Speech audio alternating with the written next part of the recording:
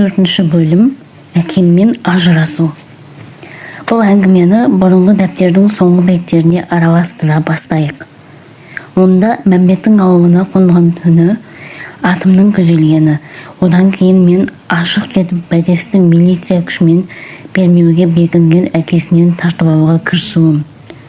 Бірақ бұл ниетім іске аспай, бәтестің мені жерге қаратып жіберуі, құрметті оқушылар, сіздерге мәлім.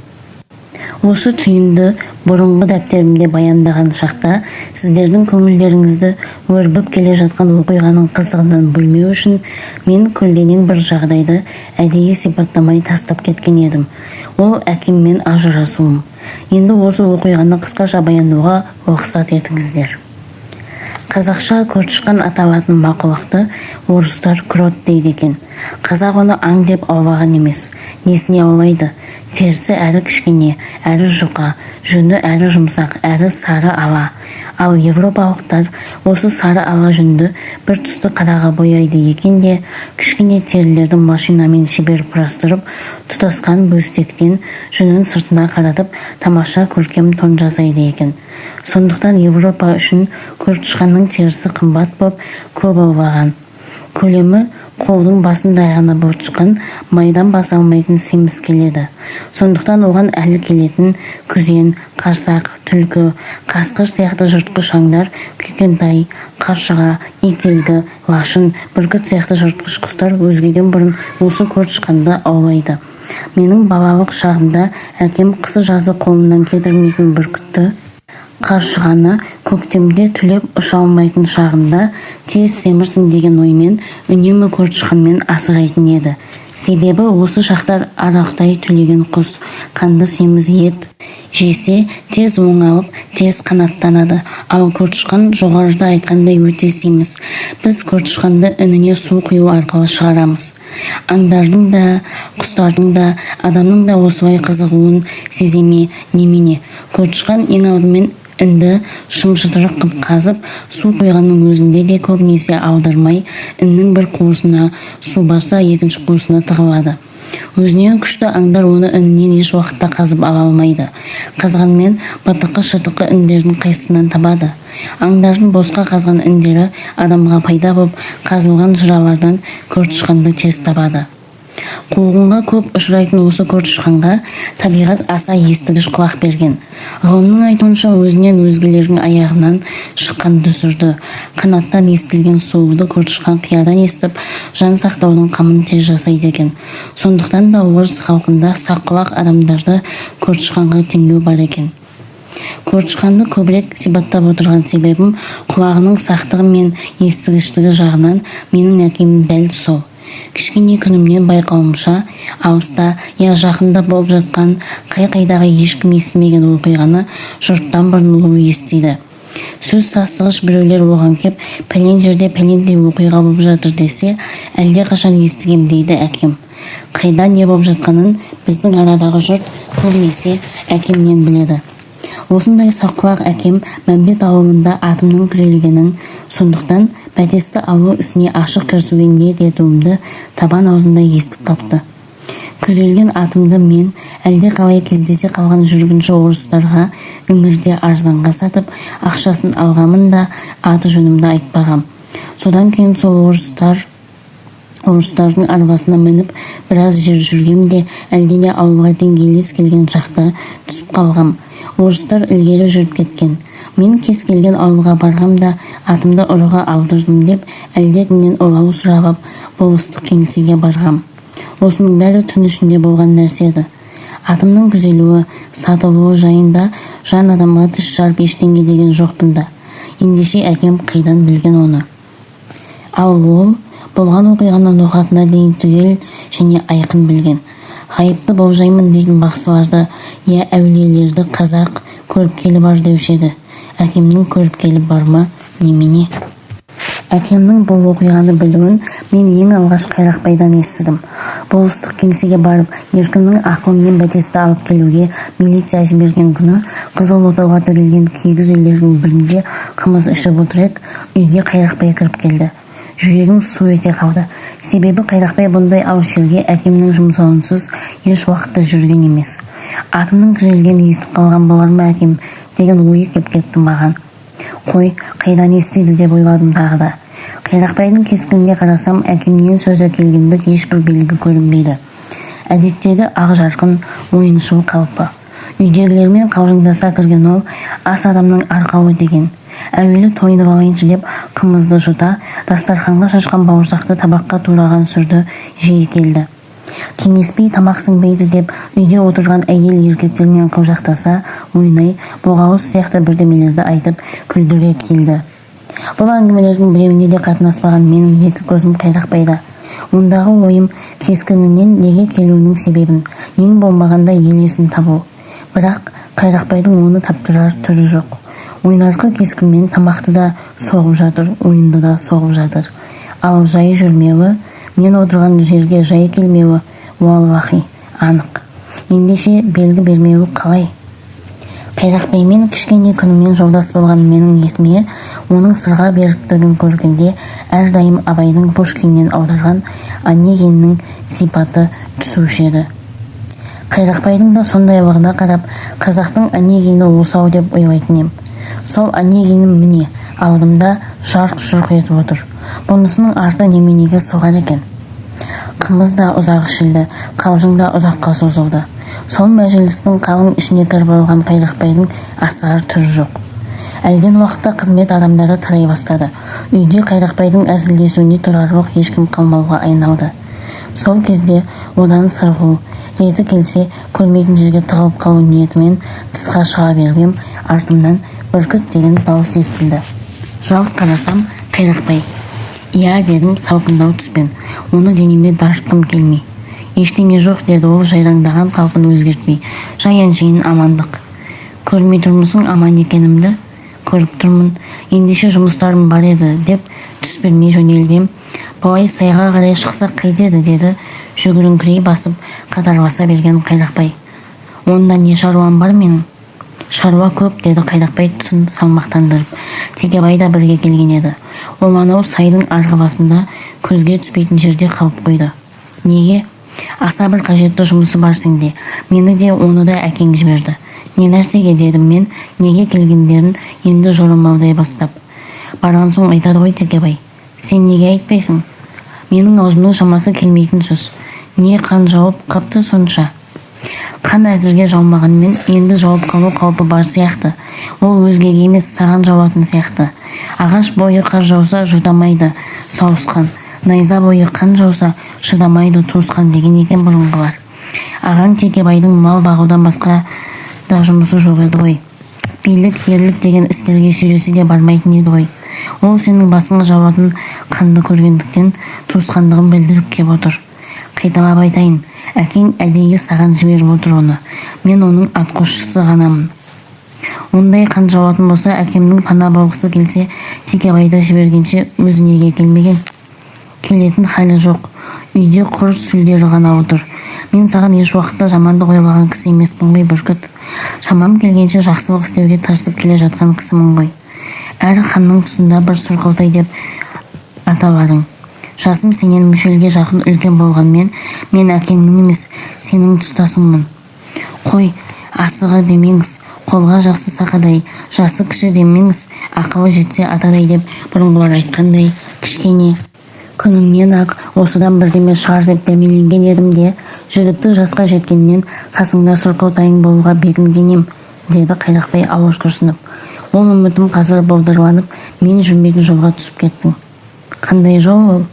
Оқу жолыңды айтам да, деді Қайрақбай таяға таңқырап. Ауылдағы жолың болмаса, ол жолыңа еремін ба мен? Ол емес қой айтқалы келе жатқан сөзің. Жүрсейші анау сайда күтіп тұрған ағаңа. Не екенін сонда естірсің. Сенен неге естімеймін? Айттым ғой, менің аузымның әлі келмейтін сөз деп. Өтінем бүркітжан, деді Қайрақбай жалбарынған дауыспен. Қиылып өтінем, жүр Текебайға. Қайрақбайды аяп кеттім де, жарайды барайын дедім. Сайға түскен Қайрақбай екеуміз ұзағырақ жүріп, қалың тобылғының арасымен Қызбелдің сайына өсетін тобылғы кісі бойынан асады. Одан біздің ел кішігірім құрықта жасып алады. Жақпар тасты Жарқабаққа жетсек, бір қуыста қаңтарылған ат тұр. Текебайдың аты, деді Қайрақбай. Өзі қайда болды екен оның, әлде дәретте отыр ма екен? Жан-жаққа құлақ тіксек, адам сырысы естілмейді. Қайрақбай ақырындау дауыспен Текебай десе жауап бермейді. Әріректе жартастың төбесінде шықылықтаған сауысқан отыр екен. Қайрақбай соған қарады да, жай шықылықтап отырған жоқ. Анау сауысқан, аң ба, адам ба, тірі бірдемені көріп отыр. Барайық сол араға деді. Әлгінде ғана бір ауылға түсіп, аш өзекке қымыз ішіп аттанған ек, деді Қайрақбай. Сауысқанға қарай келе жатып, әрі түн қатып жүрген адам, тегі сол тұста ұйықтап жатпағай еді. Біз жақындай сауысқан ұша жөнелді. Сол араға таянып барсақ, семіз беті күп-күрең болып кеткен Текебай шалқасынан далиып, қор-қор етіп ұйықтап жатыр. Соңғы кезде Текебайдың орташа денесі жуандап, жоғарғы ерніне қап-қалың қара сары мұрт өсіп, иегіне де қара сары сақал тебе бастаған. Есегісі келгендей Текебай сақал мұртына ұстара тегізбей, уызға тойған қозыдай байдың бап-байсалды бауы тиған мырзасы болғанда қалған. Толыққан денесін одан да семіз көрсеткісі келгендей киімді де қазақша және мол піштіріп, барын киіп, байлаушын салып дегендей бір жаққа шыға қалса, тәуір киімдерін бойына түгел артып, қобырайып келетін. Мырзалықтың сәні киімде тұрғандай салқын уақыттар былай тұрсын, қайнаған жаздың өзінде үстіне күзен түлкі сияқты аңдарын терісінен істеген қамзауша ішігін киіп, аяғына байпақты саптама етік киіп, басына ақ бұйрадан істеген жекей тымақ киіп, терден быршыса да олардың үстінен тастамайтын. Мен мұнысы несі десем, киесін дейтін әкем. Таныған жерге бой сыйлы, танымаған жерге тон сыйлы деген. Киім адамның жарты бағасы. Ұйықтап жатқан Текебайға қарасам, сол тымағы, сол ішігі, сол етігі. Бетіне шақырая қараған ыстық күннен бе, ерте іштік деген қымыздан ба, күп-күрең боп, партайып жатқан бетінде тердің қалың тамшылары шықтан мөлтілдеп, шып-шып тұр. Үстінен атпен шауып өтсең де оянар тұр жоқ. О, бейшара бай. Қайрақбай оны ақырын оятуға ыңғайланып еді, жатқан түріне ыза болған мен нақ құлақ түбіне ах деп бар даусымен ақырып кеп қалдым.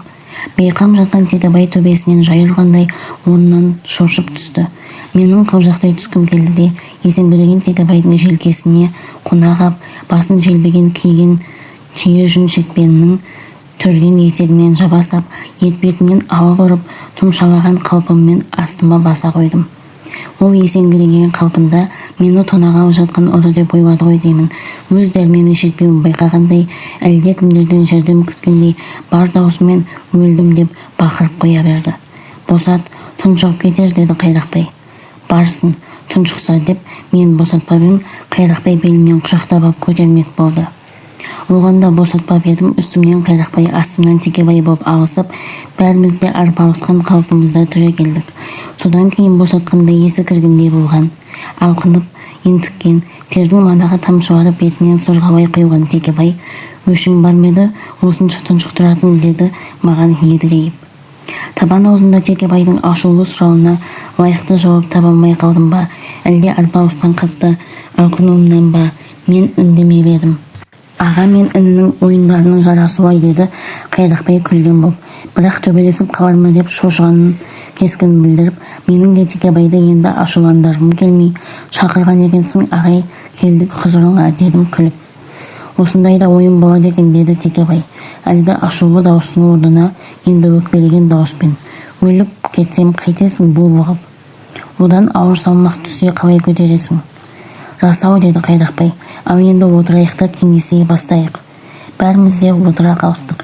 Ешкімде де үн жоқ. Бәріміз де тым-тырыс.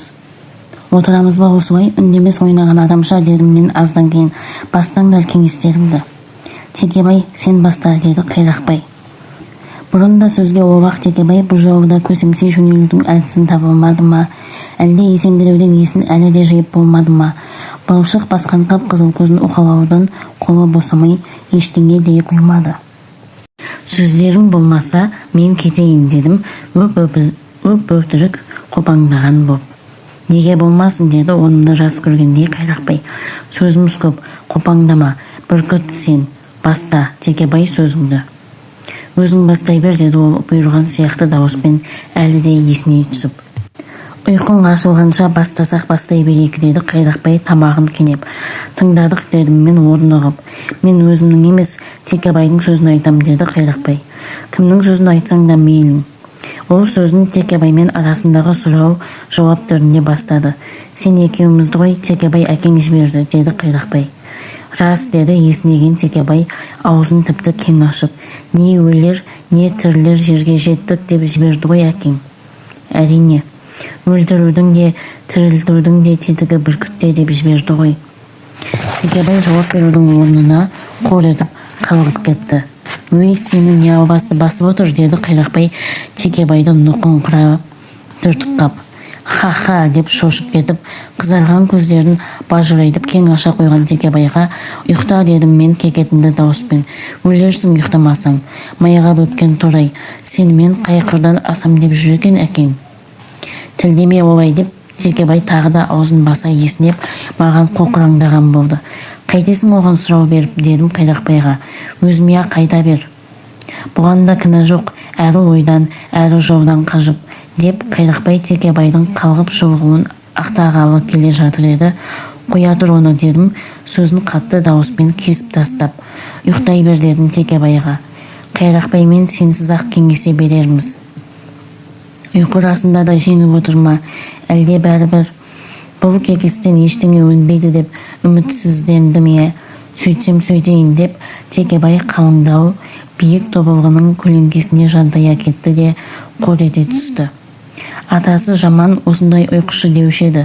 Салт келе жатып ұйықтап кетіп талай рет атынан да құлап түсті дейтін еді. Сол марқұмға тартқан да қойған деді Қайрақбай. Қорылдаған Текебайға қарап жымиып қойып. Бәріміз де сол жаманның нәсілі сияқтымыз ғой дедім.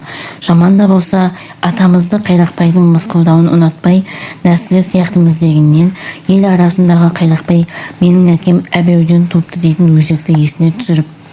Жақсы болсын, жаман болсын, әркімнің өз әкесі өзіне емес пе? Жаман әкесін біреудің жақсы әкесіне кім айырбастайды? Қайрақбай да сөйтіп, жаман әкеден тудым дегенге қатты қытықтанатын, кейбіреумен төбелесіп те қалатын. Менің оған әкемнен тудым дегенді бірінші ескертуім. Сондықтан қатты кідің алған сияқты кескін көрсетті де, менімен бұрын қатаң сөзге келмеуінен бе, әлде кеңесіп отырған тақырыптан шыққысы келмеді ме? Кеңесімізді бастайық деді. Мақұл.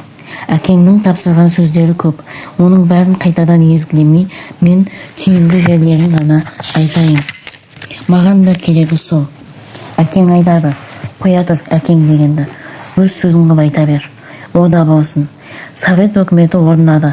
Бұрынғы рушылдықтың тамырында балта шабылып, тап тартса ашылды дегенмен, елде әлі қазақшылық деген, атап айтқанда рушылдық деген әлі басым жатыр ғой бүркіт. Білем оны. Өзге даудамайды былай қойғанда, кеше советтің ауылдағы бірінші адамы боп, байларға қас, кедейлерге дос боп, ру тартысының орнына тап тартысының туын көтеріп шықты ғой Амангелді. Рас, сол Амангелдіні ғой Алашордамен ақтар боп бірігіп қапыда өлтірді. Және анау-мынау боп жүрген шағында емес, Торғай уезінде қызылдардың аузынан жалыны атқан комиссары боп тұрған шағында. О да рас, қазақшылықпен бітпесе осы дау бітпеуге керек еді ғой.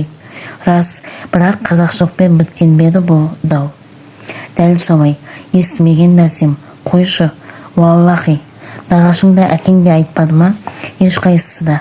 Апырая, өзің айт білсең, 23-ші жылы еді ол. Сол жылдың жазында біздің елге нағашың Дәуітов Жақыпбек келген еді ғой. Білдің бе сонда, Орынбордан одан басқа тағы кімдер келгенін? Жоқ, дедім мен құлағымды тіге қап. Кімдер келді? Ахмет Байтұрсынов 1 деді Қайрақбай саусақтарын бүге бастап. Міржақып Дулатов 2, Сейіт Әзім Кәдірбаев 3, Ахмет Сапа Жүсіпов 4, Мырзағазы Есполов 5. Мен қалайша көрмедім оларды дедім Қайрақбайдың сөзін бөліп.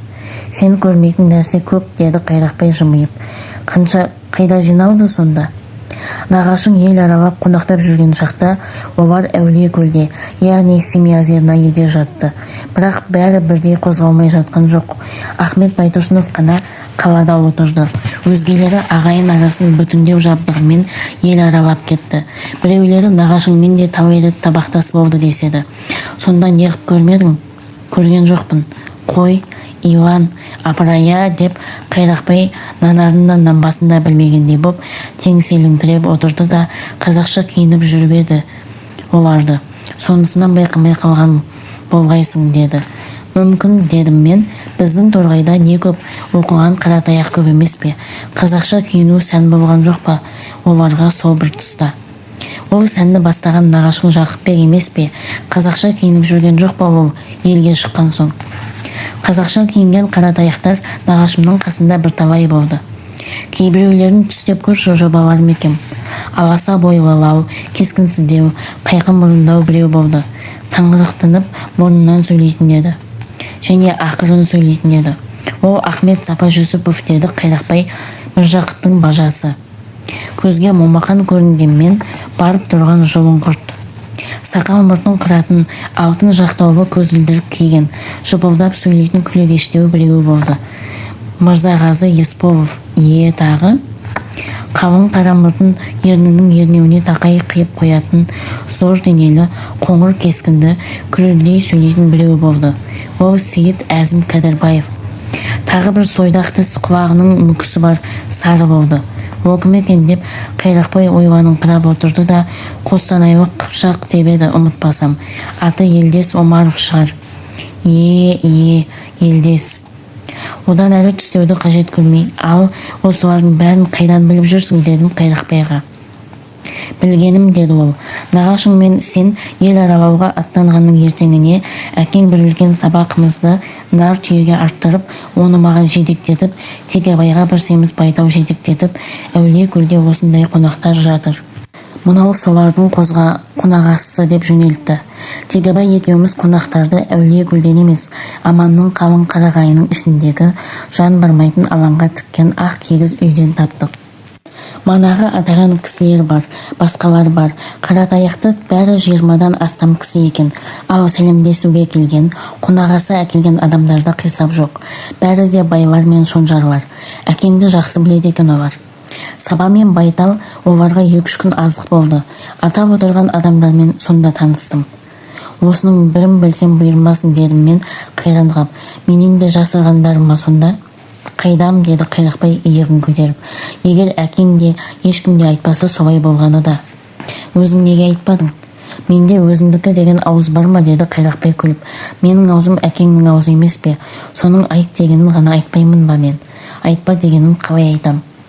Маған айтпа деді ме сонда? Олай деген жоқ. Қай уақытта тура айтушы еді әкең бұйрығын. Айтайын дегенінің алыстан ғана салқынын салып қоймайтын еді. Түсінікті болмайтын беді сонысы, досқа да, дұшпанға да. Ол рас. Әлгі жайда да сөйтіп ауыздарыңа берік болыңдар деді де қойды. Одан кейін босатып көр аузыңды, мақты екеніңді көрейін. Сөзіңе көш дедім мен ішімнен, менен жасырғаның несі екен деп ойлап, оларына ренжіп. Қандай? Неге кепті сонда солар, бірақ маймаңдатып ұзатып әкетпей қысқаша ғана түйінін айт. Айтсам, 16 жылғы көтерілістен бастап, 19 жылы Амангелді өлтірілгенше бұл торғайда қандасу ісі басылды ма? Сол қандасуда талай адамдар өлген жоқ па? Ол өлімдердің ізін тегістемесе, ел ішінің ұрыс жанжалы, дау шары біте ме? Алашорда дегендер осы дау шарды бітіріп, ел мен елді, ағайын мен ағайынды татуластыруға кепті. Әлдері келе ме оны істеуге? Мәселен, менің әкем мен Еркін Ержановты татуластыру қай құдайдың қолынан келеді? Әрине келмейді деді қайрақбай. Бірақ олардың татуластырғалы келіп жүргендері Еркін мен Әбеу сияқтылар емес. Енді кімдер? Совет тілмен айтқанда елдің байлары мен бектері, яғни тағы да совет тілмен айтқанда қанағыштары. Әй, өзің бірталай саяси сауатта біліп қапсың ғой, дедім қайрақбайға күліп. Қанағыштар деген сөзді біліп. Қаналушылар дегеннің кімдер екенін білемісің? Білем. Кімдер? Күнін зорға көретін кедейлер, жалшылыққа жүретіндер. Дұрыс дедім мен қарқылдап күліп. Қайдан біліп жүрсің бұл сөздерді?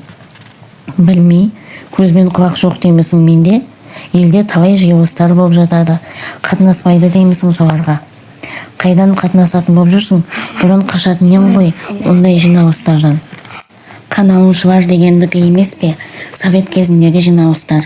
Оларға әкемнің зорлауымен біліп кел, не десіп жатқандарын деп жіберумен баратын болдым. Не деседі сонда дедім жымиып. Белгілі емес пе ондай жиналыстардың сөзі. Байларды құртайық, өзіміз өсейік. Бірталай мектеп өткен екенсің онда, дедім салмақты дауыспен. Ол ғана емес өткен мектебім. Тағы қандайы бар? Сенің әкең газет журнал алғыштардың бірі емес пе? Ондай әдеті бар. Маған әкең әуелі үйіне келген газет журналды біліп отыр, дүниеде не болып жатқанын деп еріксіз оқытты да артынан дағдыланып кеттім. Қайрекем-ай, бұғып жатып өндіріп жүр екенсің ғой бәрін. Саған қысқа сөйле деп өзім сұраулар беріп ұзартып әкеттім ғой сөздеріңді. Сонымен әлгі әулие көлге жиналды деген алаш ордашылардың не тоқтамға келіп тарасқанын білесің бе? Білем, өзара ұзақ сөйлесе кеп, әр елден де талай кісілер өлгенін айтса кеп, жалғыз ғана адамға өлтірушілер жағынан құн төлетті. Кімге? Амангелдіге. Неге? Амангелдіге де құн төлемейміз деп өлтірушілер жағы ырың-жырың болған шақта бір жағып отырған орнынан ұшып түрегелді де, төлейсің, деді ақырып. Төлеттірем, саған ғана төлеттіріп қоймаймын, өзім де үлес қосам құнға. Осында Әбдіғапарды, басқаларды айтып отырсыңдар. Оларға неге төленбейді құн деп, Әбдіғапар уақытында Әбдіғапар. Оның бүкіл Қыпшақтың байы болғаны да, бұрын болыс, кейін ханы болғаны да рас. Бірақ кімге керек сенің Әбдіғапарың қазір? Сондықтан құн төленді. Не оған төленбеді не? Ал Амангелдіге келсек, оның құнын төлемей көріңдерші, не болар екенсіңдер? Туысқандары күлімді көкке ұшырады, жермен жексен қып жібереді. Бүкіл арғын Қыпшақтың игі жақсылары түгел жалынып, туыстары оны істетпей отырғанда шалқая кеп шіренесің. Өңдені білмесең де өлеріңді білсейші, өзгеге жаның ашмаса да өзіңе ашсайшы. Егер өсер мал, өсер бас керек болса, тастаңдар ондай тоң бойындықты. Беріңдер, ел ақсақалы кескен құнды, деді. Жарайды, десті өлтірушілер бұл сөзден тосылып. Не құн кескен екен сонда, дедім мен. Қасым ханның қасқа билігінен, Есім ханның ескі билігінен, Әз Тәукенің 7 жарғысынан деп кескені 3 ердің құны. Бір ердің құны қанша болады екен? Абай айтпай ма, 6 жақсы 100 жылқы болған құны деп. Қазақта ердің құны деген сол екен ғой. 100 жылқы дегені түсінікті. 6 жақсы дегені не екен?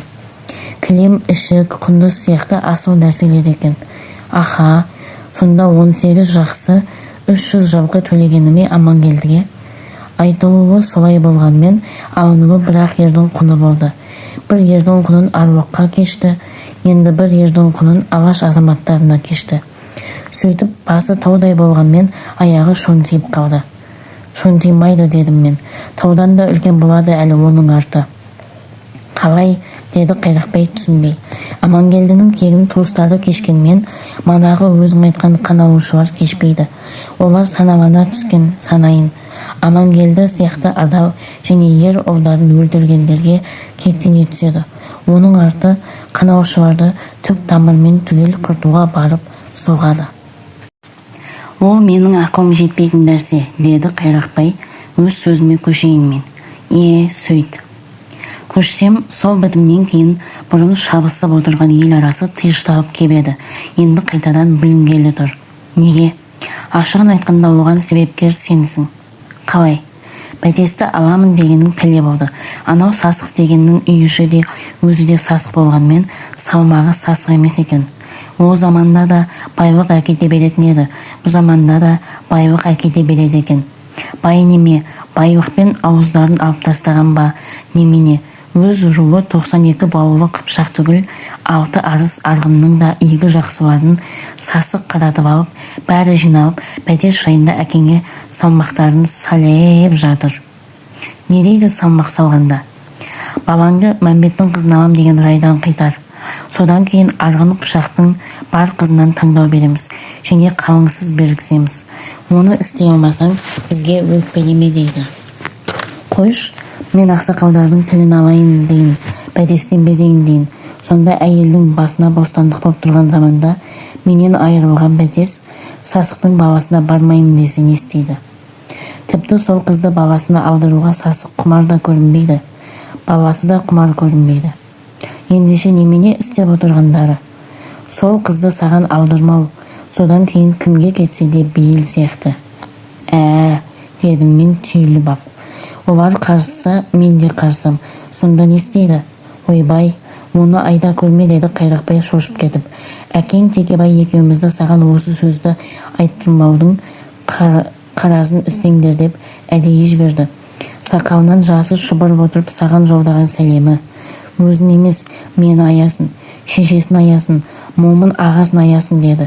Егер Мәмбеттің қызын алса, Арғын Қыпшақтың бар ақсақалы жиналып, бізді түп тұқиянымызбен құртып жібереді деді. Осы апатқа Мәмбет те ұшырайды деді. Не істейді дейді сонда. Қызық екен соңғы бір күтсен, деді Қайрақбай кейіп. Не істейдің, не? Жалғыз көп түгінді жеудің өзі әкең мен Мәмбетті су түбіне кетіріп жатқан жоқ па? Нанбасаң, бәтес екеуін қосылып көріңдерші, не болар екен олар? Не болады? Әкеңнің де, Мәмбеттің де үстінен арыздар жауады да кетеді. Бәрі де дәлелді арыздар болады. Сол арыздардың өзі-ақ ол екеуін тұншықтырады. Оған амалым қанша, дедім мен демімді ауырап. Бәтесті алмаған мен де жауғалы тұрған арыз ғой ол. Қазір де жауып жатпағанын қайдан білесің? Жоқ, жауған жоқ. Әр елдің ақсақалдары өз ауындағы арыз беремдеушілерді істің артына бағайық деп ұстап отырған көрінеді. Іс дегені бәтес пен сенің қосылу, қосылмауың. Қосылмадың, тыныштықты ал қосылдың бар ғой, ұшынды. Одан әрі ешкім ешкімге ие бола алмайды. Барлық салмақ әбекең мен Мәмбетке түседі де, екі сорлы жаншылады да қалады. Осыны ойланшы бүркіт. Бұл менің әлде қашан ойланған нәрсем Қайреке. Бұрын да айтқам, әлі де айтам, шын сүйіскен бәтесті қанаушылардың талап жеуіне бере алмаймын. Тегі, манадан бері екемге келіп отырған менің түсім суып кетті ме, немене, сөзіне көндіруге шамасы келмеуін байқағандай, Қайрақбай, Текебай, ояншы деп жұлқылай бастады. Ыңырсып оянғысы келмеген Текебайды Қайрақбай еріксіз тұрғызды. Есің дұрыс па, деді әлі де есінеп ұйқысын аша қоймаған Текебайды. Иығынан ұстаған Қайрақбай қаттырақ сілкілеп. Сөзге кеппең осында, ұйқыға кеппең, күнсіп отыра береміз бе далада, сөзімізді тиянақтайық та кетейік. Тиянағы сол, дедім мен, Арғын Қыпшақ түгіл, бүкіл қазақтың ақсақалы жабылып айтса да, бүкіл Россияның, тіпті бүкіл жер жүзінің ақсақалдары жиналып кеп айтса да, бәтесті алу ниетінен қайтпаймын. Өй, не дейсің, деді Текебай, үстіне суық суды құя салғандай ұйқысы ашылып кетіп. Әкесінің сөздерін түгел жеткіздің бе, деді ол Қайрақбайға. Жеткіздім. Қайрақбайдан сөз қалған жоқ, дедім мен. Менің енді әлгіден басқа айтарым жоқ. Болмас ол деп келе жатқан Текебайға, болғаны да, болмағаны да осы. Әкеме осы сөзімді айта барарсыңдар деп тұрып жүре бердім. Әй, қайда, деп Текебай етегіме жармаса кетті. Ол да тірі жан, тартынғаныма тоқтатпа деді. Тартпа, дедім мен жегіп. Айтқым келмеген сөзді зорлап айтқызамысың? Зорламаймын, жауынам, деп Текебай аяғымнан құшақтай алды. Құшақтама, дедім Текебайды итеріп жіберіп. Шалқасынан түскен Текебай оңала сала жыламсыраған кескінмен қарағым, бауырым деп келе жатыр еді. Жылама да, жолама да, дедім мен ақырып. Өлсең ол боп өл, құл боп өлме. Бұл сөзім Текебайдан гөрі Қайрақбайға батты ғой деймін. Маған ұмтыла берген оны ұстай алды да, рас айтады бүркіт. Қабың да бір, сабың да бір, қаны бірге туыссыңдар. Көнбейтінін көре тұрып, несіне құл боп жалбарынасың, деді. Мені жөнелей бердім.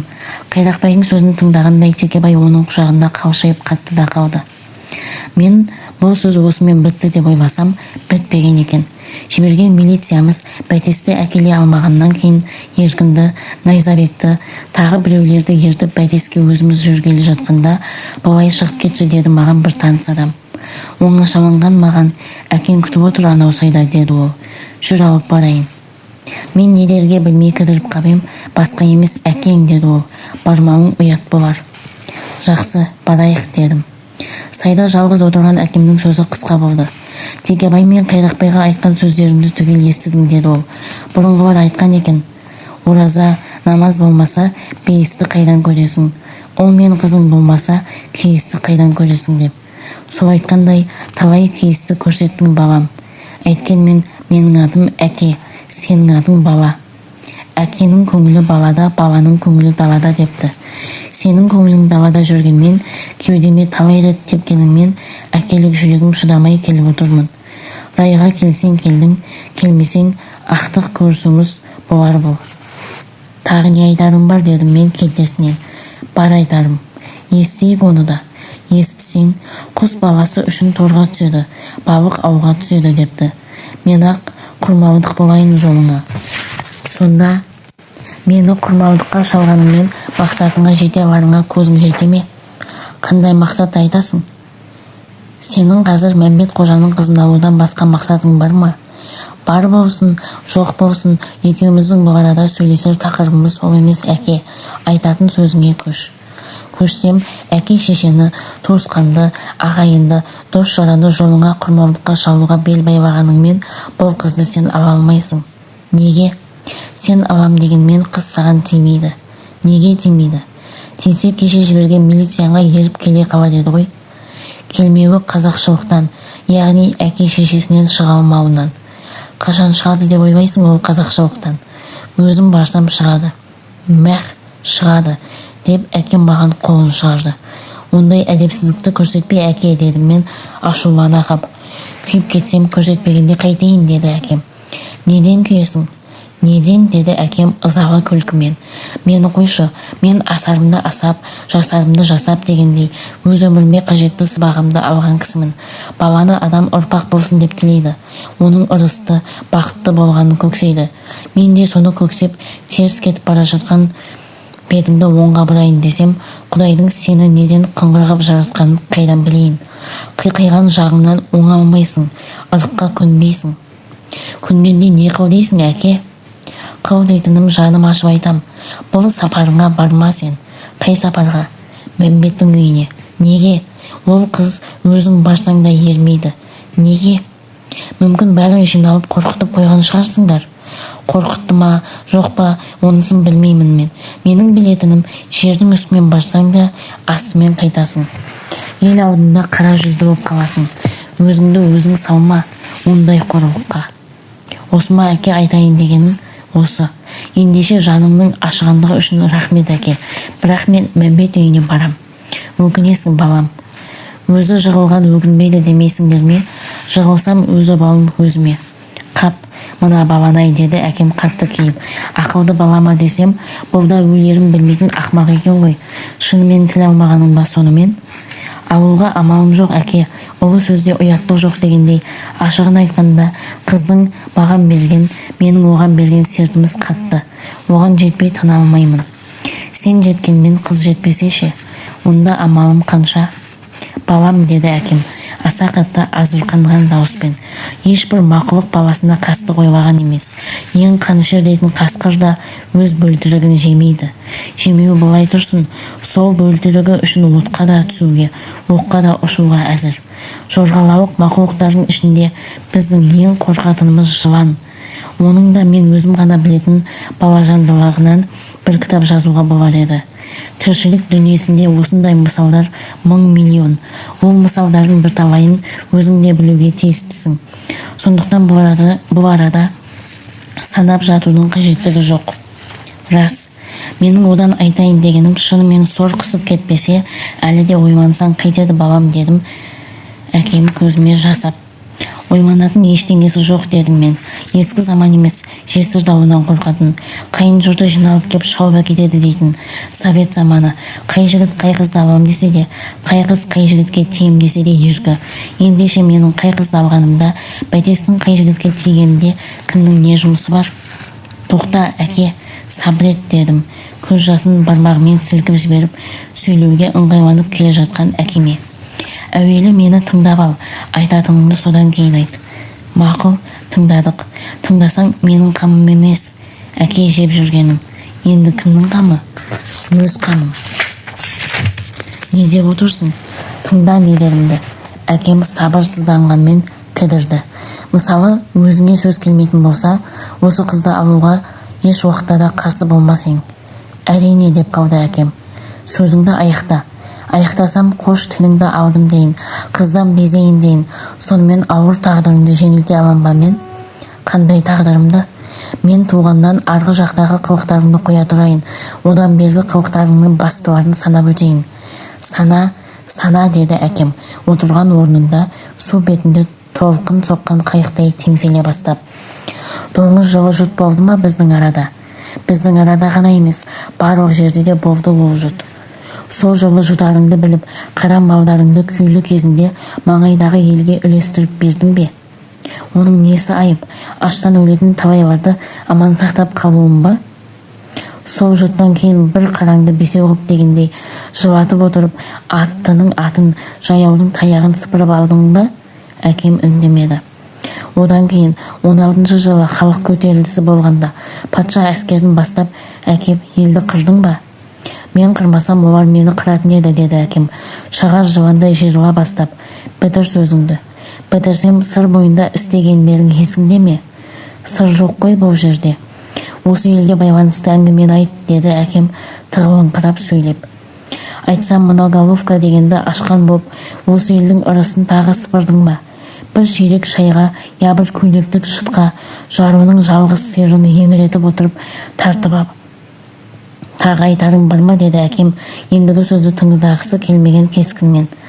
Осы елде жаңалықтың, яғни социализмнің алғашқы сәулесі сияқты болып құрылған ұшқын артеліне атарман шабармандардың арқылы іркізіп, еркін оқудан қайтқанша бат шытқып таратып жібердің бе?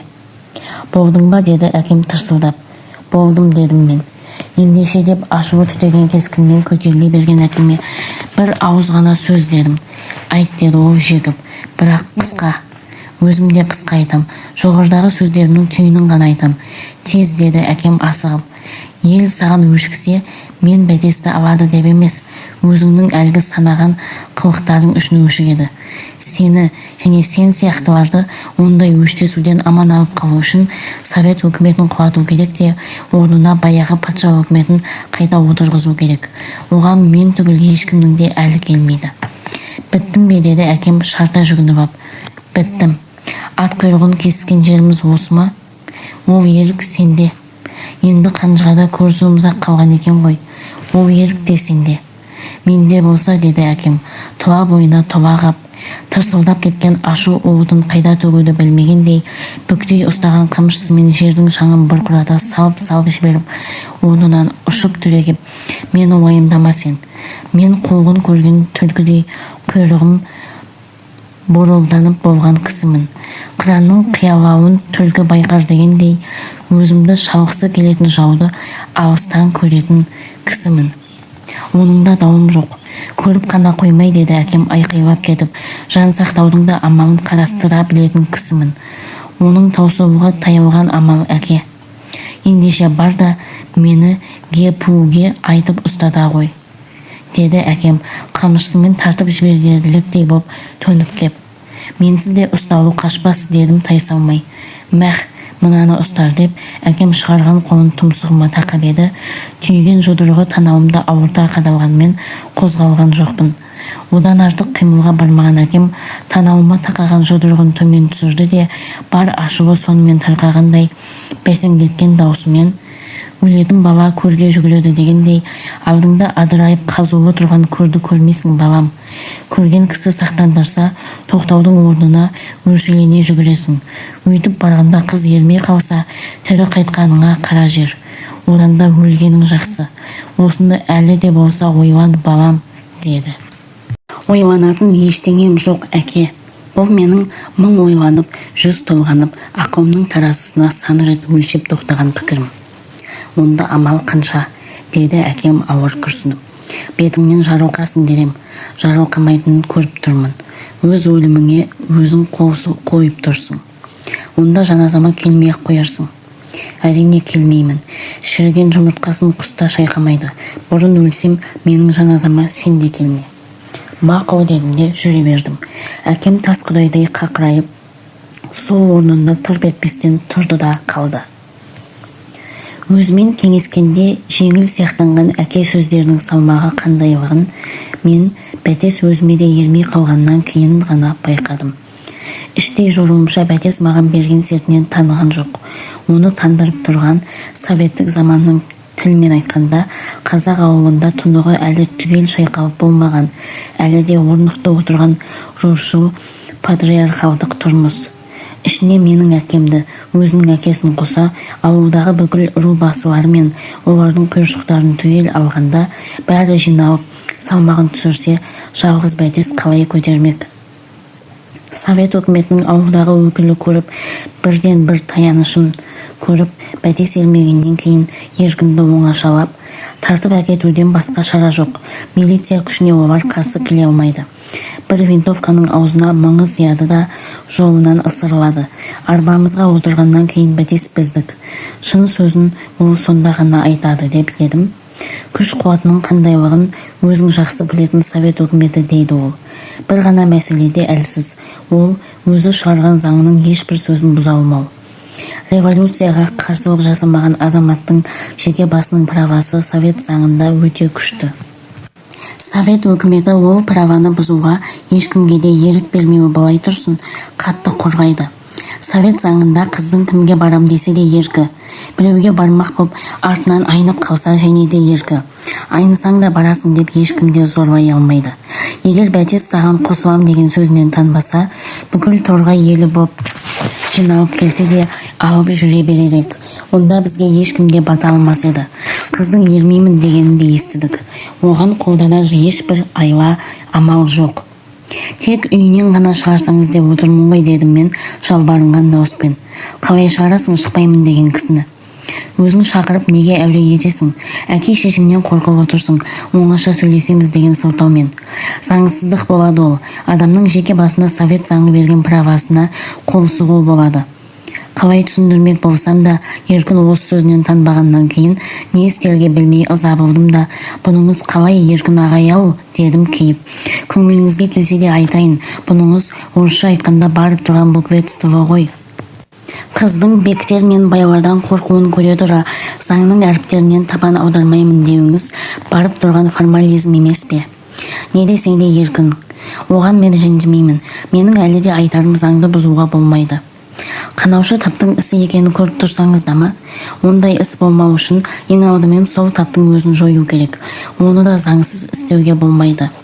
Еркіннің осыдан басқа айтары жоғына көзім жеткеннен кейін осы арадан айырылып кетуге бір ойлап тұрдым да, ашуымды ақылға жеңгізіп, енді не істеуді ақылдаспақ боп кеңсеге бірге қайттым. Тартып әкетпеді деп ренжіп келесің бүркіт, деді еркін былайшыға. Ренжісең де амал жоқ. Біздің отан партизандық дәуірден өткелі қашан. Революциялық ардың атымен деп жазалай салуда қойылғалы көп болды. Қазір ешбір қылмысты және азаматтық істі заңмен, яғни өзіне лайықты статьямен ғана қарай аласың. Ол статьяны бұрмалауға күшің жетпейді. Ал ауылдағы қанаушы тапқа келсек, оның ескі қаймағы бұзылмай қас қалпында отырғаны рас. Орыстың, я Россиядағы басқа отырықшы елдердің капиталистері мен помещиктері революция жылдары құрып кеткенде, қазақтың ірі байлар мен феодалдары әлі де үйінде. Неге? Әр нәрсенің уақыты бар. Қазақ байлары мен феодалдарын тап ретінде жоюдың әлі уақыты жеткен жоқ. Қандай уақыт ол? Отырықшы елдердің көбінде, әсіресе Орыста революциядан бұрын жұмысшы табы болды да, оның алдыңғы қатардағы отряды коммунист партиясы сол тапты және еңбекші шаруаларды революциялық істерге көтерді. Октябрь революциясын солар жасады. Саналы түрдегі тап күресі дегеніміз осы. Ал қазаққа келсек, революциядан бұрын жұмысшылардың саны өте аз еді және революциялық іске олар шын мағынасында тартылмаған еді. Сондықтан қазақ халқының арасында шын мағынасындағы саналы тап күресі де болған жоқ. Неге? Өзіңіз қатынасқан амангелді қозғалысын қайда қоясыз? Амангелді қозғалысы шаруалар қозғалысы. Революциялық істерде шаруалар тек пролетариатқа арқа сүйегенде ғана мақсатына жетеді.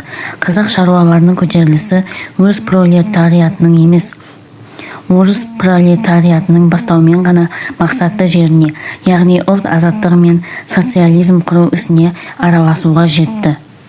Қызғылықсыз көрінген бұл саяси сауат жалықтыра бастаған соң, мәселені келтесінен қайыру мақсатымен сіздікі дұрыс екен дейік дедім еркінге. Қош, революция болды. Отырықшы елдердің капиталистері мен помещиктері конфискацияға ілікті. Сонда осы конфискацияға ілікпейтін қазақ байлары кімнің ішкі расы? Мәселе оларды конфисковать етуде емес, қазақ еңбекшілерінің таптық сана сезімін көтеріп, социалистік іске белсендіре араластыруда. Біз Қазақстанда бұл жұмысты әлі ойдағыдай іске асыра алмай жатырмыз. Неге? Біріншіден, бұл жұмысты ойдағыдай ұйымдастырарлық қазақ еңбекшілерінің өз арасынан шыққан саналы қызметкерлері әлі жеткіліксіз. Екіншіден, еңбекші көпшіліктің таптық санасын ойдағыдай көтеріп үлгере алмай жатуымыздан. Осы екі мәселені шешсек, ауылдағы қанаушы топты жою өзінен өзі болып жататын нәрсе. Түсінікті, дедім мен бұл әңгімені ілгері созғым келмей. Ауылдағы қанаушы тапты жою алдағы күндердің жұмысы екен дейік. Сонда мына мен бәтестің басымыздағы ұсақ істерде қанаушы тапқа ерік беріп қоюға бола ма? Болмас еді, деді Еркін. Егер бәтесің басыма ерік керек деп зарлап тұрса, оны айтпай уәдесінен танып қалса, не істейді оған үкімет? Еркін тағы да заң, права деген сөздерін қайталайды екен деген оймен сұрауына жауап берген жоқпын. Ауылдағы қанаушылар ғана емес, деді Еркін дауысын байсаудандырып.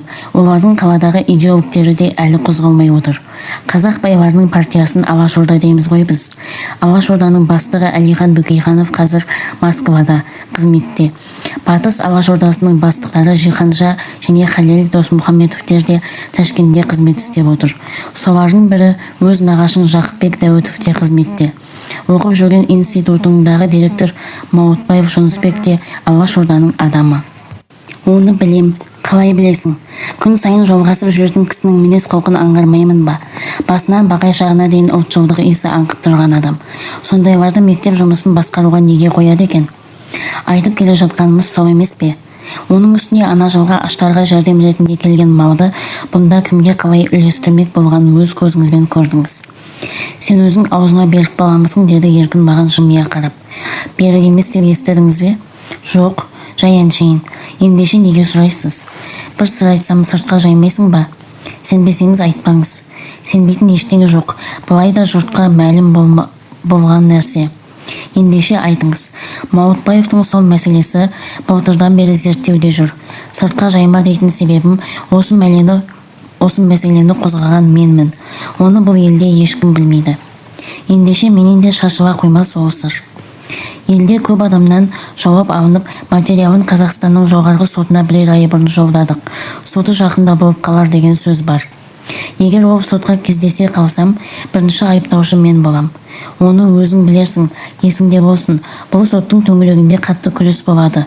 Жаңалық пен ескіліктің, яғни революциялық күш пен кертартпа реакциялық күштің арасында. Көрерсің, өз нағашың Жақыпбек те бұл күрестің жуан ортасында болады. Қай жағында, дедім мен әдейі. Реакциялық жақта болады да. Түсінемісің ол сөзді? Түсінем, айқын түсінем. Сонда нағашыңды да айыптамаймысың, деді Еркін жымиып. Мен қазір кім ескілікті жақтаса, соның бәрін айыптаймын. Онда жарадың, деді Еркін риза болғандай. Ал енді Совет өкіметінің осы ескілікті жоюға күші келе тұрып, жоймай отырған себебі не? Саясат. Қандай саясат? Ол көп сөз, деді Еркін. Мен тек тұжырымдысын ғана айтайын.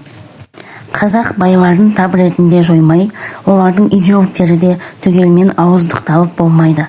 Ауыздықталғанша олар әлі талай істерімізге бөгет жасайды. Біразын бүлдіріп те үлгереді.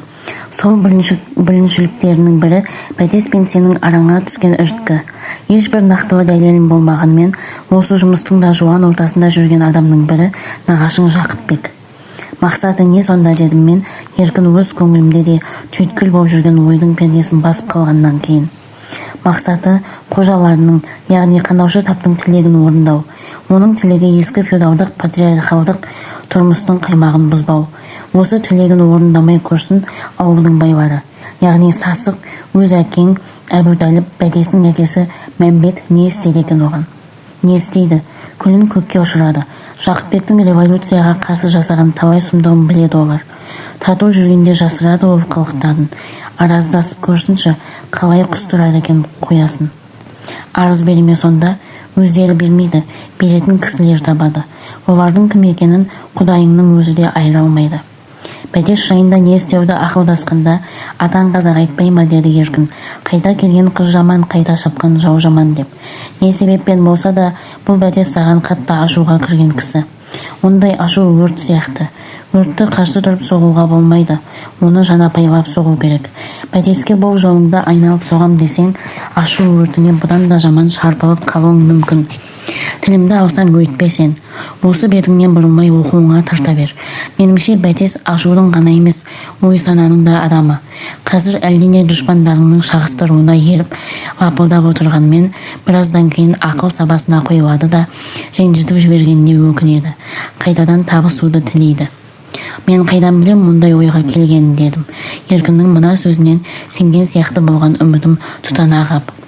Тек келсін деп тіле ондай ойға, деді Еркін. Келе қалса, елдегі достарына білдірмей отыра алмайды. Мен де бақылап жүрермін. Егісін сөзін естісем ақ, ар жағында не істеуді өзім білем. Қалай тездетуге болар екен осыны, дедім мен. Қалай тездетесің, деді Еркін. Ат емес, айдай жөнелетін. Машина емес, тетігін бұрап жаудамдататын. Адамның көңілін күшпен жаудамдатуға болмайды. Түсіндіру арқылы ғана жаудамдатуға болады. Сен асықпа оған. Сабыр түбі саралтын, сарғайған жетер мұратқа, сабырсыз қалар ұятқа, депті аталарың. Бәтестің сені сүйгені рас болса, ерте ме, кеш пе, райына бір қайтады. Әке шешесі біреуге беріп жіберсе қайтеміз. Оның заманы емес, және бәтес ондайдың қызы емес. Ол өз заманының жайын жақсы білетін адам. Сондықтан зорлауға да, қорлауға да көнбейді. Біз де сыртынан бақылап отырамыз. Райына қайтар күн болса, саған қарай аттандырып жіберуді мен ақ міндетіме алайын. Бүркіт, деді Еркін аз кідірістен кейін. Әу, тәкаппарлық деген сөз бар ғой. Жақсы мағынасында алсақ, ретті жерде оны сақтамай да болмайды. Бұл сөзді айтып отырған себебім, бәтеске де осы тәкаппарлықты қолдануың керек. Қалай? Осы бетіңмен оқуыңа тарта бер дедім ғой саған. Бірақ сен үн-түнсіз тарта берме. Оған хат тастап кет. Өзім-ақ апарып берейін сол хатты. Өз қолына тапсырайын. Сен айналып соқпай кетуіңді өкпелеуіңе аудар. Егер шын сүйген адам болса, сол сөзіңнен толқып қалуы, ашуынан да сонда қайтуы мүмкін. Мақұл, дедім мен. Болыстық кеңсеге келе хатты жаздым да Еркінге оқып бердім. Жақсы екен, деді ол. Хатты Еркінге тапсырып, сапарлас болатын жолаушылар іздеп жүрген шағымда күтпеген бір жаңалық естіле қалды. Маутбаев Жүнісбекке августтың басында сот құрылатын болыпты да, куәлікке біздің елден көп кісі шақырылыпты. Тізімнің ішінде Еркін Ержанов пен болыстық қосшылар одағының председателі Сақтаған Сағымбаев та жүр. Сот мәжілісінің күніне азғантай ғана уақыт қалғандықтан куәлер жүруге жинала бастады. Олар Торғай, Ырғыз арқылы жүріп, пойызға шалқардан мінетін болды. Өйткені жолшыбайғы елдерден де куәлер барады екен. Барлық куә жиналып, Қызылордаға бірге жүруге тиісті екен. Мен де соларға еріп кететін болдым. Біздің елдің куәлерінен жалғыз Еркін ғана бармайтын бопты. Себебін сұрағанымда, біріншіден, деді ол, мен өз пікірімді зерттеушілерге толық жазып та айтып та бергем. Екіншіден, егіні шөпті жинаудың және мемлекет салығын түгендеудің уақыты боп қалды. Ол науқандарды тастап кетуге болмайды. Үшіншіден, жәрдем малының бұл елде қалай тарағанын Сағымбаев Сақтаған менен кем білмейді. Біздің елдің куәлерін бастап апаруды соған тапсырып отырмыз. Куәлер кеңсеге жиналып, ертең аттанамыз деген шақта елден шешем Асылтас келіп қалды. Онымен қызық жағдайда кездестік. Куәлікке баратындардың бәріне сенім қағаз керек екен. Біздің болыстан 40-қа жақын куә жүреді. Қағаз басатын қазақша машинистка ол кезде ауылдық жерде жоқ. Сондықтан кеңсенің барлық қағазы қолдан жазылады. Болыстық атқару комитетінің секретары іске жүйрік адам болғанмен қолжазбасы тануға болмастықтай нашар. Ал менің жазуым әрі айқын, әрі сұлу. Осы жайымды білетін Еркін куәларға берілетін сенім қағаздардың бәрі менің қолымнан өтуді мақұл көрді. Мен оған қарсы болған жоқпын. Революциядан бұрын елде кеңсе деген болмаған ғой. Елдің болыстары мен ауылнайлары аумағы азғантай ғана кеңселік қағаздарын қоржынына салып жүрген ғой. Кеңсе қағазын осылай қолтықтау советтік құрылыстың алғашқы жылдарында да болып келіп, кейінгі 2 жылда тұрақты үйге орналасқан екен. Сондай жаңа нәрсені қызық көре ме, әлде жұмыстары көп пе, болыстық кеңсеге қызмет уақытында жан сыймай, бірі кіріп, бірі шығып дегендей топырласады да жатады. Мен куәлердің сенім қағаздарын жазуға кіріскен шақта, болыстық кеңсеге арналған кең киіз үйдің ішіне адам тіпті сыймай кетті. Бұрын қағаз жазған кісіні көрмегендей бірін-бірі итермелей анталаған, әлденелерді сұрап, әлденелерге таңданысып дегендей шу басқан олардың ішінде қызмет атқару қиын болғандықтан милиция тысқа шығарайын деп еді, сөзін ешкім тыңдамады, күш қолдана алмады. Тағы бір қызығы, куәларға жазып беретін сенім қағаздарда иесінің аты мен фамилиясы болмаса, өзге сөздері түгелімен бірдей екенін көре тұра, бір куәнің сенім қағазын оқып беріп қолына ұстатсаң, екінші, үшінші, төртінші дегендей бәрі де естіртіп оқы дейді де, тілегін орындамасаң сенім қағазын алмайды. Бұған әрі күлесің, әрі ашуланасың. Қайсысын істесең де өтінішін орындамай амалың жоқ. Осындай қатты әбігер болып жатқан шақта жібер деген әйел дауысы шаңқ ете қалды құлағыма. Шешемнің дауысы сияқты болып кетті маған. Мен елеңдеп орнымнан ұшып түрегелдім. Қайда барасың кимелеп деген еркек дауысы естілді. Балама деді әйел. Жібер, шешем. Қарсы алмақ болып ілгері ұмтылайын десем, тоғытуға иірген қалың қойдай сығылысқан адам жылжытар емес. Жібер деп айқай салдым мен жұртқа кимелеп. Шешемнің дауысын естігенде жүрегімнің туылай қалуынан ба, әлде ыстық күнде қалың адамның қыспағына түсуімнен бе, тұла бойымнан тер сорғалап, өкпем алқынып кетті. Сонда да жанталаса кимелеп, тың жерді тілген өткір соқаның тіліндей жыртылып айырылған топтың арасынан суырыла өттім де, жол аша алмай қамалып тұрған шешемді апа деп құшақтай алдым. Қуанған, я қайғырған шағында сол сезімін білдіріп, көзінде жас алмайтын адам, әсіресе әйел сирек болуға тиісті. Бірақ жылаудың да жылауы бар. Мәселен, мен өзім бар даусын жеткен биігіне дейін көтеріп, оның үстіне сөйленіп, және жай ғана сөйленбей, өлеңдей үйлестіре, ырғақтай сөйлеп жылаған әйелді қазақтан басқа елде көрген емен. Білетін жұрт менің шешемді жас күнінде әнші де, жыршы да болған еді дейді. Ондай қасиетін балалық шағымда өзімде көрдім. Жазды күні ауылдың қыз-келіншектері алтыбақан тебуге шыққанда, қой күзетуді сылтау қып, кейбір күнде шешемде шығатын еді. Оның әнші екенін білетін қыз-келіншектер ән айт деп жауынса, әуелі қадым басымен ұят қой деп пәлденіп, артынан айтсам айтайын дейтін еді ол. Бірақ маған қосылыңдар, үйде жатқан жұрт дауысымды білмейтін болсын. Жарайды деп қыз-келіншектер қосылатын еді. Бірақ олардың дауысын шешемнің биік дауысы басып кетіп, өзге дауысы жер бетінде жалпаңдаған жапалақ сияқтанғанда, шешемнің дауысы қияға өрлеген қырандай шырқап кететін еді. Және де нелер тамаша әндерді білетін еді ол. Әнші шешем ертерек кезде атақты жыршы да болған. Бұндай қасиеті әкесі Дәуіт өлген шақта көрінген. Сол кезде бойжетіп отырған шешем бір жылдай басына қара салып, әкесін жоқтап жырлаған екен. Жырын Торғайдың атақты ақыны Қарпық шығарып берген екен. Сонда жұрт шешемнің биік және әдемі даусына қайран қап, ат жетер жердегі елден тыңдауға келеді екен. Болыстық кеңседе қалың топтың арасында мені құшақтап көріскен шешем осы биік даусына шырқай басып, ананың балаға деген мейірімі мен сағынышын, менің басыма түскен халді жырғып айтқанда, менің туа бойым қорғасындай еріп, көз жасым сорғалады да кетті. Оның жырына мен түгіл көлденең жұрттың да жүйкесі босап, кейбіреуі мына көрісуге жан шыдап болмас деп жылап та жіберді. Жылап тұрып, өз ойыма келген нәрсе, біреуді қанша жақсы білем дегеніңмен еш уақытта да түгел танып болмай дегенсің ғой. Осы шешем менің өте жақсақ білемін дейтін адамым еді. Енді мынау жырлап жылаған түріне қарасам, білмеген сырларда толып жатыр екен. Бұған деген мен бұл адамды бар тетігі аузында тұратын, ол тетігін ағытса ішкі сарайы түгел көрінетін, көрінген сарайының ішінде қымбаты азғантай, бары сүреңсіз жұқалған кісі ғой деп бағалайтын ем. Енді байқасам, аузынан шыққан сөздерінің бәрі әрі ақылды және бояулы, әрі жүректің терең түкпірінен ақтарылып жатқан ыстық және шын. Егер жырлата берсең, осы ақылды, бояулы, ыстық, шын сырлар тасты жарып аққан қайнар бұлақтың көзіндей таусылар емес. Осы сырларын қаншаға дейін ақтарарын Тәңірім білер еді. Егер қоршаған қалың топ үндерін қоса, жеңгей, жетер енді, мауқыңды басқандай болдың. Шешенің балаға деген мейірімді сөзі еш уақытта сарқылмайды. Тілеулі жолға шыққалы тұр балаң.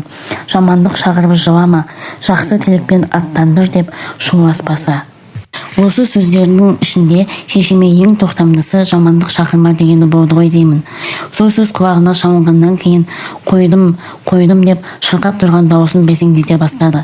Жақсы тілекпен аттандар деген сөзден кейін шешемнің лапылдаған жалыны су құя салғандай сөне қалды. Содан кейін құшағында жазған шешемнің кескініне қарасам, астынан отын ысырған қазанның ішінде бүлкілде қайнаған сүт сияқты. Егер тағы да азғантай қызу берсең, көпірше жөнелейін деп тұр. Ол қызуды ілкім күшейтсең, бұрқан-тарқан қайнап тасымай, тасса түгелмен төгіліп болмай басылмайтын сияқты. Осындай қалпын көргеннен кейін оңашалап апарып желпіндірейін, өксігім бастырайын, айтарымды содан кейін айтайын деген оймен, апа, тысқа шықсақ қайтеді дедім. Сөйтіңдер деп шу ете қалды көпшілік. Үй іші қапа, және бала боп, шеше боп, оңашада ғана айтатын сөздерің де болар. Барыңдар тысқа, желпініңдер. Тысқа шығып, ауылдан оңашарақ жердегі сайдың тасасына отырғаннан кейін, шешем екеуміз не сөйлесеміз дегендей бір-бірімізге сүзіліп қарай қалдық. Шешем көрісіп жылағанда, маған арнаулы сөзінің бәрінде айтып тауысқан сияқты. Ал мен не айтам оған? Әкеме айтқан қайраттарының ешбірінде шешеме айтудың қажеті жоқ. Өйткені бұл кісі ескілік әдет-ғұрпының тереңіне жан тәнімен түгел батқан, одан еш уақытта шыға алмайтын адам. Ескі ауылдың ұғымында әйелдің шашы ұзын, ақылы қысқа, ерге шыққан, яғни қатын деп атайтын әйелге берер бағасы, қатын қайраттанса қазанды ғана тез қайнатады. Қапқа түскен қатындікі, яғни ол өз үйінің ішіндегі ас-суға ғана қожа, одан басқа да жұмысы жоқ. Осындай шешеме әлеуметтік қоғамдық мәні бар сөздерді айту тасқа шапқан балтадай майырылып қалатын, ешкімге де ешбір пайдасы жоқ сөздер. Әкемнің үстінен шағым айтудың да пайдасы жоқ. Өйткені шешемнің оны өз бетінен бұрып алар шамасы жоқ. Ешкімді айыптамай-ақ шешемді ана деп, өзімді бала деп, ішімді бөсірдей жабап жатқан мұң-зарымды шағайын десем, былай да құр сөйлері отырған шешемді одан жаман қинау болады. Ендеше не істеуім керек? Ішім өлген, сыртым сау деп абай айтқандай, ішкі сарайымның тас талқан болып қирап жатуын шешеме білдірмей, сыртымды еріксіз жайраңдатып, көңілін көтеретін ғана сөздер айтқым келді. Апа, дедім кескініне күлімсірей қарап, неге бүлініп жыладың соншама? Мәмбет қызының елмей қалуыма, сонда қайғыратының? Аз қайғыма ол, деп шешем кемсеңдейін деп еді. Азын көбін қоя тұрып, ең алдымен соны қайғыма десейші дедім сөзін бөліп.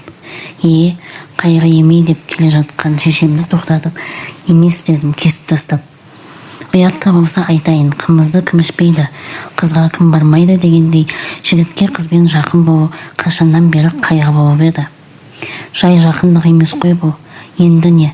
Қыз сүйдім деді, мен де сүйдім. Қыз сүймеймін десе, мен де сүймеймін. Сонда ел көзінде ұятқа мен қалам ба, қыз қалама? Әрине қыз қалады деді. Қыздан жігіт артық деген ескілік ұғымдағы шешем. Ол жағынан саған келетін ұят жоқ. Алтын басыңды еңкейтіп барғанда, сонша шалқайып ермей қалған қаншық, отырсын енді өз абыройын өз ашып, алатын әмеңгері жоқ жесір қатындай боп. Қыз деген абыройы төгілгеннен кейін, кәрі құртаңның, кем кетіктің, жаман жеуітіктің біреуі болмаса, дені дұрыс қай жігіт ала қояр дейсің оны. Ендеше маған қояр кінәң не? Тек қорлануым ғана болмаса, кінәм жоқ. Неменеге қорланасың? Өзі айырылумен ғана қоймай, сені ел жұртыңнан, ең ақыры туған әкеңнен айырып кетті, күйлеген қаншық. Неге олай дейсің, апа? Демегенде қайтейін, жалғыз мен ғана келермедім артыңнан, егер ел жұрттан айырмаса. Батыр атаңның тұқымы түгел жиналып келмес педі? Неге істемеді оны? Бұрынғы заманы болса істер еді. Батыр атаңның тұқымы бұндай қорлыққа қашан көніп еді бұрын? Қожаның тұқымы кім еді? Менің тұқымыммен салыстырғанда. Елдің баласын піштіріп, зекет, құшырын жинаудан басқа, өлігінің жаназасын шығарып, педия садақасын алудан басқа не келіп еді олардың қолынан? Бүкіл арғынның мықты белінің бірі Шақпақ Жәнібекпен де белдесе түсіп шығып кеткен емес педі? Аруағыңнан айналайын батыр атаңның тұқымы. Өзіңді алып қашуын айтасың ба, апа? Дедім күліп. Саған күлкі көрінгенмен ел жұртқа күлкі болмаған ол оқиға. Қалың ел Шақшақ Жәнібекке мынаны істеген қалмақ тұқымына шара болмас деп таңданған. Соны енді неге істемейді дедім. Шешемнің әңгімеге елігіп, сынаптай толқыған сезімі бекігенін көргеннен кейін. Сол сезімін әлде қадайда түсейін деген оймен. Себет өкіметі ерік беріп отырмауған, деді шешем шап ете қап. Теңдік деген заң шығарған жоқ па? Кедей мен бай тең деп, жақсы мен жаман тең деп, әйел мен еркек тең деп отырған жоқ па Себет? Жаман ба онысы? Несі жақсы? Осыма жақсылығы? Жақсы болса осындай қорлыққа шыдар ма едің сен? Сен шыдағанмен әкең шыдар ма еді? Әкең шыдағанмен батыр атыңның тұқымы шыдар ма еді? Ендігі анау жүзі қара қызды ат жаясында өңгеріп алып та келмес пе еді? Қожа тұқымының іргесін түріп шауып та алмас па еді? Пау, дедім мен күліп жіберіп. Немене, өтірік пе, деді шешем. Шешемнің осы бір жақтағы кескініне қарағанда баларақ кезімде көрген бір оқиға есіме түсіп кетті. Біздің үй Қарақұм бойына көшіп барған жылдың көктемінде қасына мені ертіп аңшылап жүрген әкем Қасқырдың құмарасындағы апанына кездесе қалды. Апанды көзі алыстан шалған әкем арғанның қазір тышқаншылап алыста жүрген шағы, қаншығының бөлтіріктерін емізіп апан түбінде ұйықтап жатқан шағы.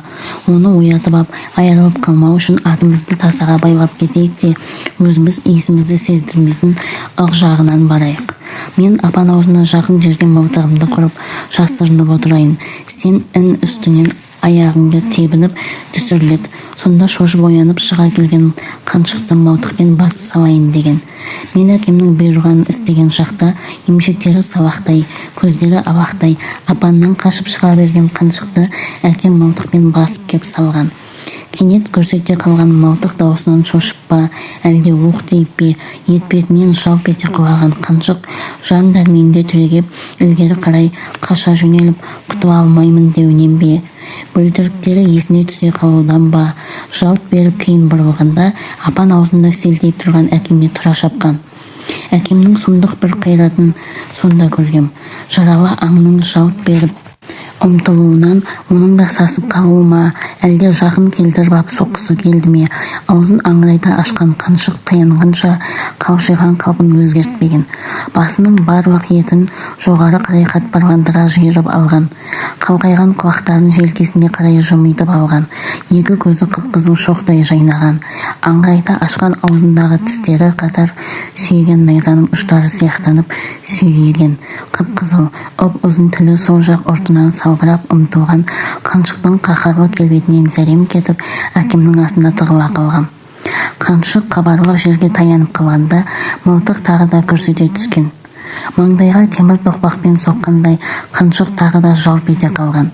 Әкем мені желкемнен қапсыра ұстап, сыртынан суырып алғанда, жаман болайын деп жүрмісің, жаудан қорқып деген жегіп. Көр анау қаншықты, жаны әлі шыққан жоқ. Қаншыққа қарасам, құлақтары дірілдеп, құйрығы шошаңдап, өлгелі жатып, отты көздерін әкемнен айырмай, қабырғасымен жылжымақ болады. Бұл не деген қайрат? Бұл не деген өшпенділік? Шешемнің кескініндегі совет өкіметі ауылға әкелген жаңалыққа өшпенділік белгісі маған сол қасқыр қаншығының адамға деген өшпенділік белгісі сияқтанып кетті. Осы арада тәрбие деген сөздің күш қуаты есіме келе қалды. Сүтпен кірген сүйекпен шығады дейді қазақ. Ұяда не көрсе ұшқанда соны іледі дейді. Екеуі де рас сөз ғой деймін. Адамға жасынан сіңген тәрбиені шығару қиынға түсе ме деп ойлаймын. Әйтпесе атақты феодалдың қызы, атақты феодалдың әйелі дегені болмаса, ескі заманнан, яғни патшашыл, рушыл заманнан осы шешімнің қара басының көргені рақат емес, қорлық. Сонда да ескі заманды көксеп отырғаны мынау. Әлгі екі мақалдың шындығына айқын кепілдің бірі осы. Шіркін, тәрбиенің күші ай. Тақырыбымызға оралайық. Шешемнің ақылы сабасына түсіп, қайрат күші бойына жиналғанын көргеннен кейін ендігі сөзді келтесінен қайырмақ боп, бірақ сөз салмағын әлі де өзіне арта сөйлегім кеп, іздеп келгеніңе мыңда бір алғыс, сүйікті апа. Саған туған балаң ретінде былай да өмір бойы қарыздар адаммын ғой, енді тіпті де қарыздармын. Ешбір қарызың жоқ, деді шешем. Құдай риза, мен риза. Маған деген борышыңның бәрін де кештің күнім. Енді не айтарың бар маған? Не айтайын, деді шешем күрсініп. Айта келген сөзім қожаның қызына бас ие көрме деп еді. Оның жауабын алдымды орап өзің айтып қойдың. Ендігі айтарым Сол сөзіңде берік бола көр сөйлем. Әрине, апа. Қайталап айтты деп сөкпе күнім. Батырдың ажалы мыржадан дегенді бұрынғылар босқа айтпаған. Талай қамал бұзған батырларды жауына әйел ұстап берген. Адам түгіл хайуан да сондай. Дүниеде бір қақ байтал екі айғырды желкеден шайнастырып ащы қылған дегенді ақындар босқа айтпаған. Мақұлықтардың ең жуасы дейтін қойекеш қойдың да қошқарлары ұрғашысына таласып сүзеді де бірінің бірі басын жарады. Біздің үйде сентуардан бұрын Құлқара деген ұры тұрған. Оның кәсібі мал ұрлау емес, ит ұрлау болған. Ит, дедім мен күліп. Ие, ит, деді шешем сабырлы кескінін өзгертпей. Қалай? Құлқара пәлен жерде бір жақсы ит бар деп естісе, күйлеген қаншық тауып, жетектеп әкететін де соған жақсы деген итті ертіп әкелетін. Қойшы апа, дедім мен күліп. Күлме балам, деді шешем түсін ызғарландыра түсіп, күлетін сөз айтып отырған жоқпын мен. Итекеш иттің де ұрғашысына ергіштігін айтып отырмын. Рас шығар, дедім мен де салмақтанып. Бірақ мен қошқарда төбетте емес адаммын ғой. Адамнан да талайлар өлмеді ме әйелге таласып. Солардың ақылы да білімі де сенен кем деп отырсың ба? Рас, дедім мен шешемнен жеңіліп қалғандай. Ұзын сөздің қысқасы, мен бір жаңғызға барман аяғымнан дегендей өзі іздеп келмесе, мен енді бәтесті іздемеймін. Іздеп келсе де жоламасаң қайтеді. Неге, апа? Қайтқан малдың қайыры бар демейсіздер ме? Дейміз. Бірақ аталарыңның қайта келген қыз жаман, қайта шапқан жау жаман дегенде мақалдар бар. Қысқасы бұл сөзіңді қатты ескерермін, апа. Тағы не айтарың бар? Не айтайын, деді шешем қатты күрсініп. Үйге жүр дейтін әкеңмен көріспестей боп айырылғаның анау. Енді бетіңнен жарылғасын дегеннен басқа не айтам? Рахмет, апа, дедім. Шешеме риза боп кетіп құшақтайып, әжемнің ғана аузынан күтетін сөздерді айттың ғой, апа. Сен де осындай ақылдың мердің жан, апа. Ақылдың емес, жүректің сөзі сөйлем, деді шешем бетіме бетін тақап. Ризамын, апа. Шынымды айтқанда сені көргенде жібермеймін деп, аяғыма оралса қайтем деп сасып қалған едім. Ол қамаудың бәрінен де құтқардың. Ендігі өтінішім аттанарда манағыдай айқайсап жылай көрме. Айқайлап жыламақ түгіл көзіме жас та алмаймын, деді шешем. Айтқан жоқ па жұрт маған, жылап жамандық шақырма балаңа деп. Апа, дедім бұрынғыдан да қатты қуанып, көңіліңе ауыр алмаймысың бір сөз айтсам? Айт. Ауыр алмауға уәде берсең ғана айтам. Әуелі естейік те, естігеннен кейін серт бола ма ол? Ендеше айта ғой, уәде бересің ғой? Берейін. Әжемнен туған боп жүрдім ғой мен, ол кісі опат болғанға дейін.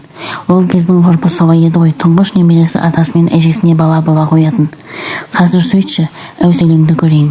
Әуелі үйленейін де, апа, дедім күліп. Балалы болайын да, содан кейін көр әуселемді. Барын көріп жоғы қаппа, деді шешем.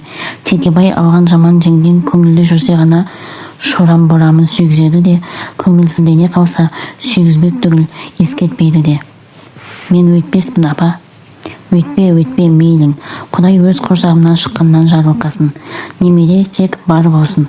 Құдай күнімді оларға салмасын. Айтам деген сөзіңді айт. Айтсам, әжемнің баласы боп жүрген жақта сенен туғанымды білуші едім де, кейбір шалғай қылықтарың мен мінездеріңді көргенде сенен туғаныма өкінуші едім. Енді ғана ризамын туғаныма. Ойбой, баламай, сен де солай келді ойлаушы ма едің, деді шешем жымиып. Мейлі қандай бала, қандай шеше болса да бір-біріне жаман көрінуші ме еді. Қателестім, апа, дедім мен, шешемді бетінен сүйіп. Бұл сөзіңмен де мені жеңдің. Шешем уәдесіне жетті.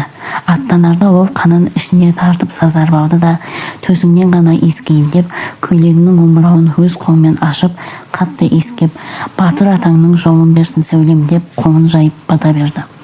Жастығымнан ба, әжемнен мұра болып қалған ырымға сенудерді бойымнан әлде арылып болмауынан ба, шешемнің батасы көңіліме дық боп тие қалды. Оның батыр атаң дегені ар жағын алғанда сүбітей болу керек те, бер жағын алғанда жәутік болу керек. Екеуі де жаугершілікте өлген адамдар. Мен де солай өлмеге едім деген ой кеп кетті ырымшыл маған. Бірақ шешеме ол ойымды білдірместен аттанып кеттім.